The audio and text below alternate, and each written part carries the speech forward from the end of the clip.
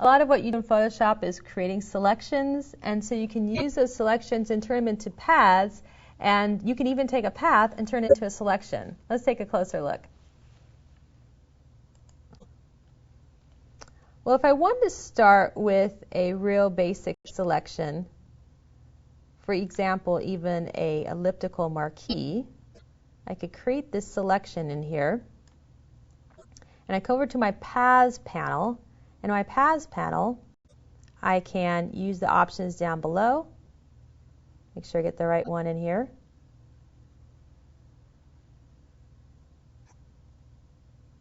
And make path from selection. I'm going to click on that.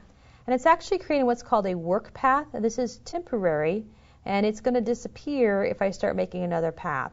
And so if you want to make that work path permanent, you're going to have to save it or name it, really. And so if I double click, I can give it a name. I could call it path 1 or circle or whatever is helpful for you.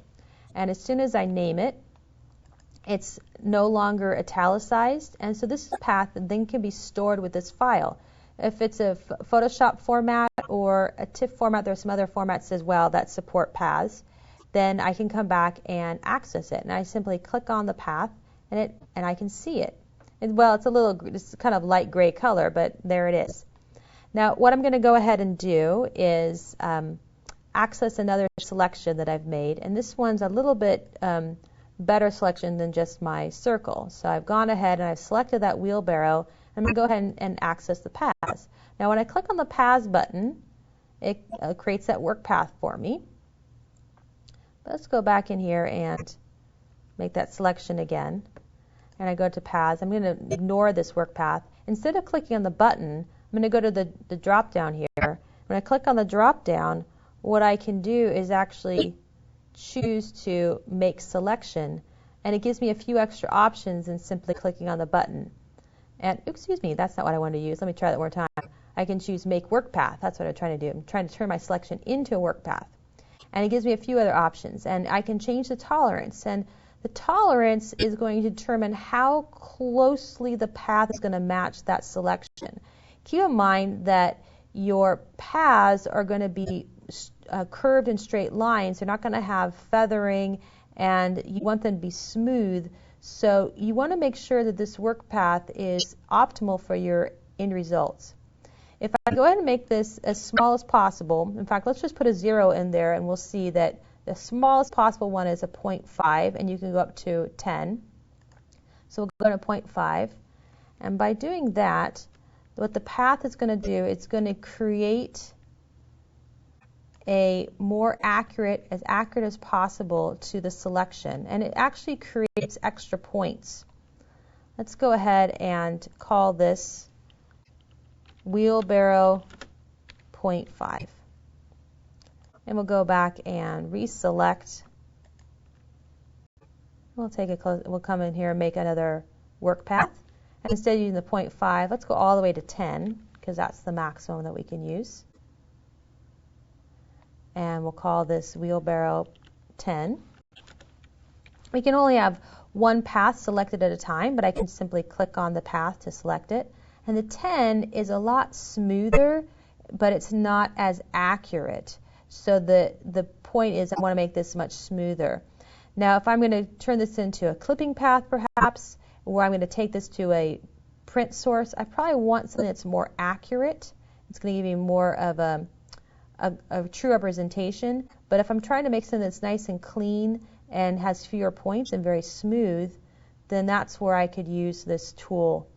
And ultimately, I could take an existing path in here, and I could even turn it into a selection. So I have the option to click on it and make a selection, or go to that panel menu here and click on it and make selection, which I already did.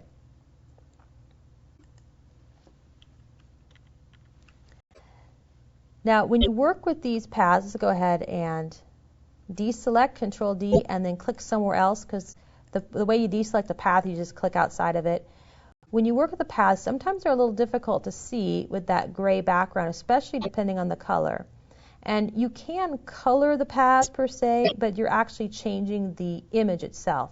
So the path, that selection, you don't change. But one of the tricks that you can do is you can simply put a color cast on your image.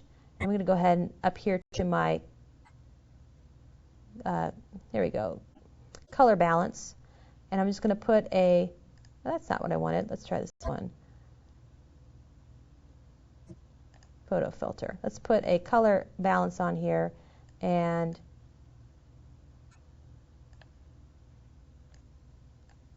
bump it up. And maybe if I change the color to green, I can still see my imagery, but when I go back to my paths, sometimes it makes it a little bit easier to see those paths. So whatever helps you can use. And the nice thing about using this image adjustment layer is it's not permanently changing your color. It's just helping you see that image. And I could even go ahead and open that up, and maybe a bright pink or a bright blue would be helpful for that particular image. But boy, that red really makes that gray pop out more, makes it easier to see. And so that's another trick that I can use.